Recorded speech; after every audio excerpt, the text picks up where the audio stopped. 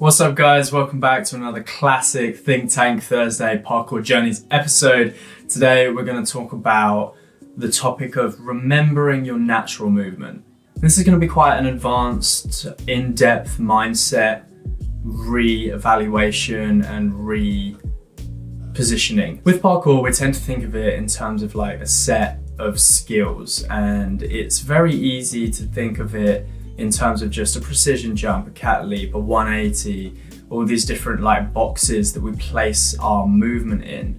But I think that it's really important that we come back to this idea of a naturalistic movement style. Now, this isn't me telling you how to do parkour. This is just me trying to get you to have a bit of a mindset shift in the way that you look at what you're doing. And this kind of thing can help you really blast through a lot of plateaus and really dig into learning new moves after you've kind of been set in stone with what you can already do in parkour. And it's a freedom.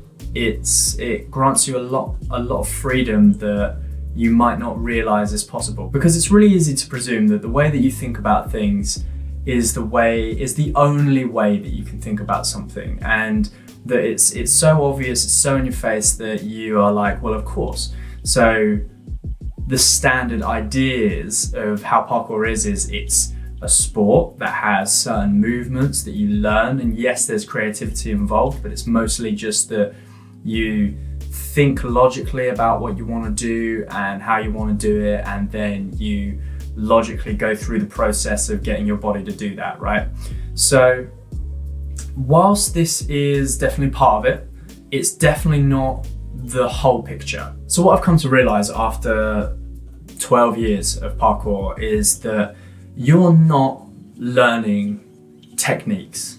It's not that you're you and there's set techniques that are in these boxes and skill sets that you're learning and you're working out in a linear fashion, and then you can check you can do that move.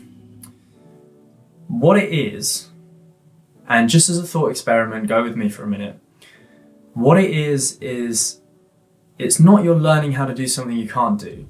It's you're remembering how to do something that you should be able to do naturally anyway. Now, I'm not saying that obviously we do have to learn technique, and I'm not disregarding that. All I'm saying is that there's a deeper aspect to it that is more about remembering how our bodies would be able to move naturally. Now, we allegedly came from monkeys. We have this innate built-in ability to use our bodies in the way that freerunners are rediscovering how to use it. Parkour is a naturalistic movement that adapts to its environment based on anything that's around it, and you're not learning techniques to deal with the environment. You're learning how to get out of your own way and move your body in a way that the space requires. When I do a precision jump, I might call it a rail precision, like rail to rail, for example, and I might call that rail precision, but that is completely and totally different to every other rail precision I'm going to do. Now, obviously I get information from that and it's similar, but it's not the linear boxes that you're thinking of it in terms of. And what this does is that when you're learning a move, is we tend, especially really logical, intelligent people, tend to block themselves by trying to think of it in a step-by-step manner, whereby you learn this specific technique and you change this specific thing and then you get this specific result. And the problem arises when your mind can't work out how you're supposed to do that. So for me, for example, I like with palm flips, and I've said this in a recent episode, is like, I can't work out logically how the hell that is supposed to work. You put your hands on the wall and then you jump forwards, put your hands on the wall, and then somehow you're supposed to flip and land on your feet back, like from backwards, right? Now in my head, that doesn't make any logical sense whatsoever. And if I let that be the controlling factor in me being able to do a palm flip, then I would never be able to do them, because I just can't understand how they're supposed to work. But that's because I'm thinking about it in a linear, logical, step-by-step manner. I'm not letting my body do what it can do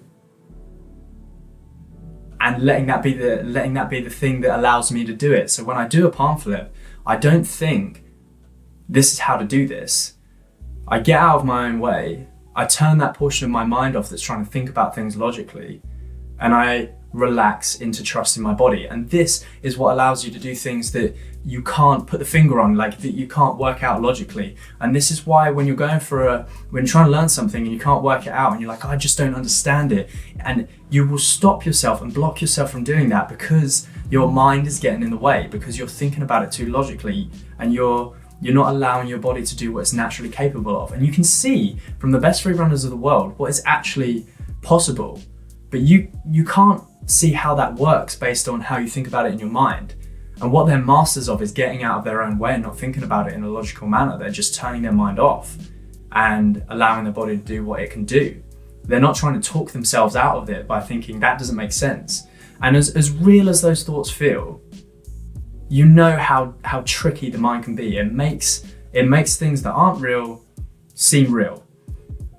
Fears that you've had in the past that were irrational, illogical, your mind will give you lots of reasons for why these things are real, but they're not, and they're going to hold you back. And this is the reason that you are blocking in so many different areas and so many different movement patterns, is because you're just not letting your body return to its natural place, because you're thinking about it in these boxes.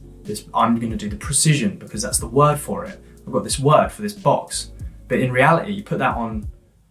It's the map, it's not the territory, it's the word for the thing, because it's the closest thing you can get, but it's not the thing. It's pointing to the thing, which means that when your mind tries to figure something out logically, it can only work within the boxes that you've given it, that it's learned. And so then it won't understand things that don't fit into those specific boxes. So you've got to train yourself to get into a place of trust with your body, so that you can allow it to do the things that it can naturally do anyway. And obviously there's strength and there's conditioning and there's things that need to get your body aligned, and we talk loads about that on this channel. But when it comes to the mind, when it comes to what's going on inside your head, the less the better. And the more that your awareness is placed throughout your body and into the environment, and you're not coming up with reasons for why you can and can't do things, or how you should or shouldn't do things, then the more natural your movement's going to be, the more flow you're going to have, the more you're going to be able to do all the moves you want to do, and the more creativity is going to flow, the more you're going to trust yourself, and the more you're going to be able to throw yourself into completely random situations. A big thing that will help you with this is maybe if you go into the woods, right? Because if you go and train in the woods, you'll very quickly see that there aren't just square walls everywhere. You're jumping to branches that are mangled and trees that are have things sticking out all over the place, you know? And at first you can look at that and go, oh, I don't know how to deal with that. And your mind's gonna go, that's gonna hit me in the face. That's not a level surface, I can't stick to that. Is that tree too high? I can't tell how high I am off the ground. There's branches everywhere, what am I gonna grab? I'm not used to this is difficult, I don't get it. I don't understand. And then you're gonna trust yourself. You're gonna jump into the tree, and your body is just gonna grab, and it's gonna do it instinctually, it's gonna do it naturally, because you have gotten your mind out of the way and you've let your body do what it can already do. And that's the lesson here today, man. It's like, get that mind out of the way and allow your body to move into a place, allow your body and mind to connect in a place where they're not working against each other, they're working with each other, for each other. Another fantastic example about this that I've given before is when you do a balance. Now, balancing is the biggest example of this, because in your head it's a technique, but in reality, it's a trusting of your body. So you'll get on a rail, for example, and you'll walk along it. And if you're someone who's not very good at balancing and you think of balance as a technique, and you're like, I haven't practiced my balancing, I'm gonna fall off, look how big that drop is, I'm trying to stay on the rail, but I'm thinking about this and that, and I'm thinking about, you know, everything that isn't what I'm doing. But if you relax into a place of trust, where you're like, let me just see, like, do this as a thought experiment. Just be like, I'm gonna presume that I'm someone who can walk along a rail, and trust that you're just gonna walk along it. And your balance will improve tenfold immediately, I promise you that. Just go out and try it as a thought experiment. if you're running across, I remember distinctly when I was running across like a rooftop that was like this, I was staggering, I was like tensing, I was like thinking about it logically, thinking about where I could fall and what would be the problems if I did. And then I was like, I'm just gonna try and shut this off. And then I did. And then when I shut it off, I stopped thinking about all these different things. My mind wasn't full of the reasons why I can't do what I'm doing. And I was focused entirely on what I was doing. And it was almost like I just had a light awareness of the situation rather than focusing intensely on it like a spotlight. I just had an awareness of what was going on. I trusted my body to do what I knew it was capable of doing, and then I just ran. And my balance increased immediately. But I hadn't worked on any technique. It hadn't been like a practiced thing. It was just where I was coming from on the inside. So I know that a lot of this is, if you haven't thought about this before, it can sound a bit out there, it can sound a bit strange, but just go try the balance thing and try and do what, next time you're learning a move, try just getting out of your own way and just doing it, and start to cultivate the sense of difference between a logical step-by-step linear way of thinking and a trustful awareness around your body. And I promise you that you're going to improve, and you're going to smash through plateaus. Your creativity is going to improve.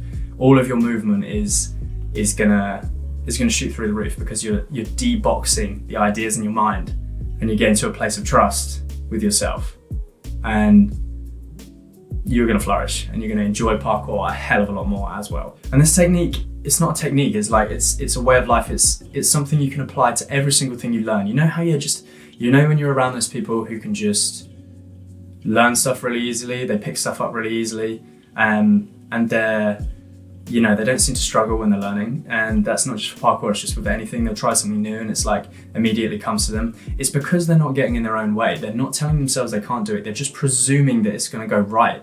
And whilst you do have to learn certain skills and techniques and teach your body certain things, so many of us get our mind in the way of that by thinking it through logically, not only thinking it through logically and in step-by-step chunks, but also having an extra layer on top of that of, I'm not someone who knows how to do this, I'm not someone who's ever done this before, I'm not someone who's done anything like this before. So you've got that layer on top of the layer of trying to work it out logically. And all of this is a big thick load of crap that you have to get through before your body can actually learn to do the thing that you're trying to get it to do.